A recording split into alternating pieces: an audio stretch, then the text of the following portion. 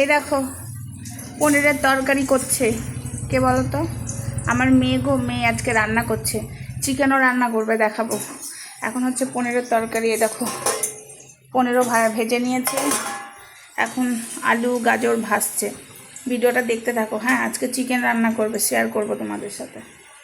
মাংস রান্না করছে, পেঁয়াজ দিয়েছিস, তারপরে মাংসটা একটু ভেজেছি, তারপরে পেঁয়াজ দিয়েছি, তারপর একটু ভাজা ভাজা হবে, তারপরে মশলা পড়বে। ঠিক আছে, এই যে আলু ভাজা হয়ে গেছে। ওটা কি চুই ঝাল, এই যে চুই ঝাল, আর এই যে চিকেন। চলো লাস্ট অবধি দেখাবো, ঠিক আছে, কীরকম হচ্ছে পনিরের তরকারি। কালারটা দেখো, ওয়াও, কাঁচা লঙ্কা দিয়ে খুব সুন্দর কালার হয়েছে। লাইটটা জ্বালি, এক সেকেন্ড। এই দেখো কালারটা দেখতে পাচ্ছ, হেভি হয়েছে, হেভি, বুঝেছিস? এটা আমার মেয়ে রান্না করেছে। কারা কারা খাবে চলে এসো, বেশি নেই, 1 পিস করে দেবো।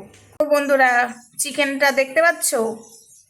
এই দেখো চিকেন কষাটা সেই হয়েছে, কিন্তু এটা চিকেন কষাই হয়েছে, হালকা একটু গ্রেভি রয়েছে।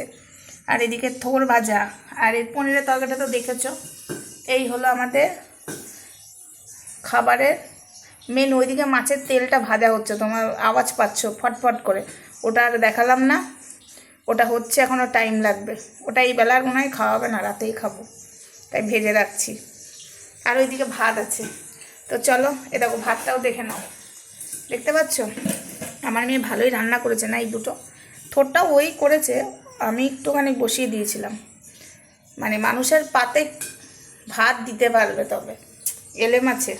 চলো টাটা, ভিডিওটা এইটুকুই।